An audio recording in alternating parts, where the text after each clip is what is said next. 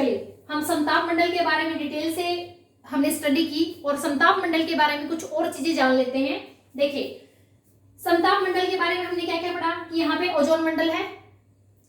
अब ओजोन मंडल में यानी कि जो ओजोन लेयर है उस ओजोन लेयर को नुकसान हो रहा है। कैसे हो रहा है? ओजोन लेयर को नुकसान होने के लिए सबसे ज्यादा उत्तरदायी है CFC यानी कि क्लोरोफ्लोरोकार्बन। ठीक है, क्लोरोफ्लोरोकार्बन के कारण जो है ओजोन परत जो है प्रतिदिन वो पतली होती जा रही है। ठीक है, बहुत ही क्षीण होती जा रही है। अब ये CFC क्या है? ये जो CFC है वो किस प्रकार से जो है इन्वायरमेंट में बढ़ रहा है? देखिए एयर कंडीशन के चलने से, एयर कंडीशनर जो AC चलाए जा रहे हैं, हर घर में 2-2 3-3 AC चलाए जाते हैं। ठीक है, और उसके साथ साथ रेफ्रिजरेटर, तो मुख्य रूप से एयर कंडीशनर और रेफ्रिजरेटर ही क्लोरोफ्लोरोकार्बन जो है वो रिलीज करते हैं। तो इसलिए अगर हमें ओजोन परत को बचाना है तो मिनिमम हमें यूज करने होंगे एयर कंडीशनर्स और रेफ्रिजरेटर्स। अगर इसी तरीके से क्लोरोफ्लोरोकार्बन बढ़ती रही तो ओजोन परत बहुत ज्यादा क्या हो जाएगी? पतली हो जाएगी और सूर्य से आने वाली जो अल्ट्रावायलेट रेज हैं, जो पराबैंगनी किरणें हैं, वो डायरेक्ट अर्थ पे पहुंचेंगी और वो बहुत ज्यादा घातक सिद्ध हो जाएंगी। टेम्परेचर बहुत ज्यादा बढ़ जाएगा। टेम्परेचर बढ़ने के साथ साथ बहुत ही घातक कैंसर जैसी बहुत ही घातक जो बीमारी है वो बहुत ज्यादा फैल जाएंगी। ओके, चलिए अब बात करते हैं ओजोन परत के बारे में। ठीक है, प्रश्न आना यहां से 100% श्योर है SSC में और CGL में। देखिए ओजोन परत की खोज किसने की थी? ओजोन परत की खोज जो है वो की थी 1913 में फ्रांस के भौतिकविद नाम है फेब्री चार्ल्स एक और दूसरा नाम है हेनरी बुसोन। पहला नाम है फेब्री चार्ल्स और दूसरा नाम हेनरी बुसोन। इन लोगों ने ओजोन की खोज की थी 1913 में। इसके बाद बात करें करंट जो चीजें हैं वो भी हमें याद होनी चाहिए कि ओजोन डे है वो कब मनाया जाता है। ओजोन डे मनाया जाता है 16 सितंबर को। ठीक है, और 2020 की जो ओजोन की थीम रही, ओजोन डे मनाया गया 2020 में, उसकी थीम क्या थी? थीम थी ओजोन फॉर लाइफ। याद रहे, ओजोन फॉर लाइफ। क्लियर? तो समताप मंडल के बारे में डिटेल से पढ़ा, ओजोन परत के बारे में डिटेल से पढ़ा। अब बात करते हैं मध्य मंडल। तो मध्य मंडल की हाइट जो है, देखिए इन हाइट्स में कई अलग अलग किताबों में थोड़ा थोड़ा सा डिफरेंस है। ठीक है, ये एक एवरेज हाइट है। फर्स्ट हमने पढ़ी कि जो शोक मंडल है वो 18 किलोमीटर तक, उसके बाद हमने जो समताप मंडल पढ़ा वो 18 to 50 किलोमीटर तक, और अब हम बात कर रहे हैं मध्य मंडल यानी कि मेसोस्फीयर की, जो 50 to 80 किलोमीटर है। इसमें मैक्सिमम जो सबसे ज्यादा प्रश्न आने वाला है वो आता है कि उल्का पिंड जो है वो यहां नष्ट होते हैं इस परत में। जैसे ही उल्का पिंड आए और यहां पे क्या हो गए? वो खत्म हो गए। अर्थ पे पहुंचने से पहले ही जो मध्य मंडल है, मेसोस्फीयर है, उल्का पिंडों को वो खत्म कर देता है। कैसे पॉसिबल है? अब देखिए अक्षोभ मंडल से जब हम हाइट पे जाएंगे तो टेम्परेचर 165 मीटर जाने पे 1 डिग्री सेल्सियस कम हो रहा था। समताप मंडल पे क्या हो रहा था? बढ़ रहा था। और यहां फिर तीसरी जो परत है उसमें जैसे जैसे हम हाइट पे जाते जाएंगे टेम्परेचर क्या हो जाएगा? डिक्रीज होगा, कम होगा तापमान।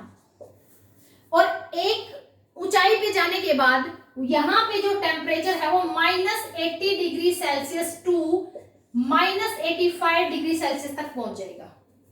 क्लियर? यानी कि बहुत ज्यादा ठंडा हो जाएगा। -80 degree Celsius to -85 degree Celsius height पे जाते जाते यहां तक इसका जो है टेम्परेचर पहुंच जाएगा।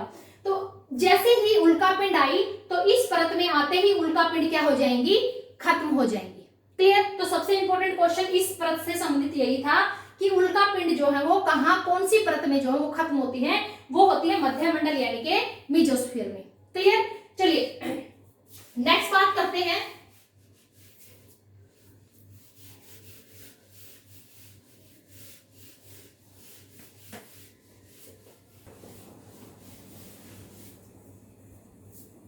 अब हम बात करें आइनोस्फीयर की। आइनोस्फीयर की जो हाइट होगी 80 to 640 नियर अबाउट। ठीक है, 640 किलोमीटर। आयन मंडल, आयन मंडल को ही हम थर्मोस्फीयर भी बोल देते हैं। किताबों में अलग अलग नाम होता है, आप कंफ्यूज ना हो इसलिए मैंने यहाँ पे दोनों लिख दिए हैं, आयन मंडल, आयनोस्फीयर और थर्मोस्फीयर। यहाँ पे सबसे इंपॉर्टेंट चीज क्या है, इस मंडल की सबसे इंपॉर्टेंट चीज रहेगी कि यहाँ पर जो है आवेशित कण होते हैं, आवेशित कण, ठीक है, आयंस जिसको हम बोलते हैं। और यहाँ पे जैसे हम रेडियो, यहां से जैसे ही तरंगे जाएंगी, ठीक है, तो यहां से तरंगे जाएंगी तो इस परत में जाके वो वापस लौट आएंगी, जिसके कारण हम रेडियो चला पाते हैं। बेतार संचार, बेतार संचार का मतलब होता है वायरलेस कम्युनिकेशन, ठीक है। तो इस परत में जो आवेशित कण हैं, आयंस हैं, उन्हीं के कारण हम बेतार संचार को पॉसिबल कर पाए, उन्हीं के कारण हम टीवी देख पाते हैं, उन्हीं के कारण हम जो है मोबाइल पे बात कर पाते हैं, ठीक है। तो यहाँ पे क्या है, यहाँ पे आवेशित जो कण है, जो आयंस है, वो यहां से जाने वाली जो भी तरंगे हैं उनको रिफ्लेक्ट कर देते हैं, तरंगों को क्या कर देते हैं, परावर्तित कर देते हैं, ठीक है। तो तरंगों को परावर्तित करने के कारण ये सारी चीजें जो मैंने बताई, टीवी चल सकता है, फोन पे हम एक दूसरे से बात कर सकते हैं, वायरलेस कम्युनिकेशन, और इसी के साथ साथ जो भी मतलब वायरलेस से रिलेटेड जो भी चीजें हैं वो हम इसके कारण ही कर पाते हैं। अब बात करते हैं बहिर्मंडल एक्सोस्फीयर की। एक्सोस्फीयर यानी कि जो हमारे वायुमंडल की परत है, सबसे बाहरी परत, इसकी जो ऊंचाई है 640 किलोमीटर से, देखो इसकी जो सीमा है, आखिरी सीमा है, वो निर्धारित नहीं है, ठीक है। तो अब बहिर्मंडल की बात करें, ये जो सबसे बाहर का पार्ट है, तो इसलिए इसमें सबसे हल्की जो गैसें हैं, कौन सी, हीलियम और हाइड्रोजन।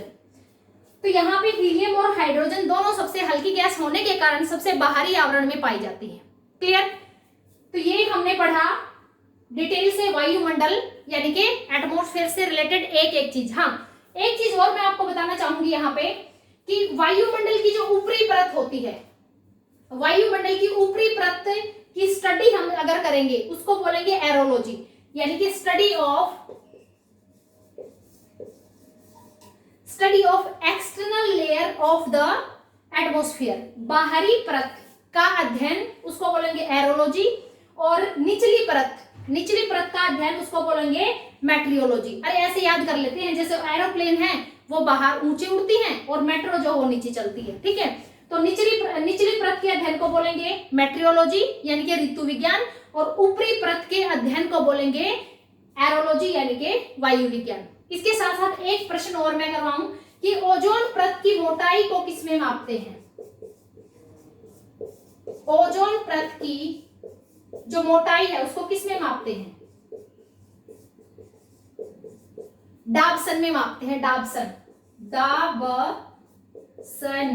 कई जगह ये आधा ब भी लिखा मिल जाएगा आपको। क्लियर। तो एटमॉस्फेयर से रिलेटेड एक एक चीज को आपने डिटेल से पढ़ा। अगर आपको वीडियो अच्छे लगे तो लाइक करें, शेयर करें, सब्सक्राइब करें और अपने नोट्स जरूर बनाएं। Thank you.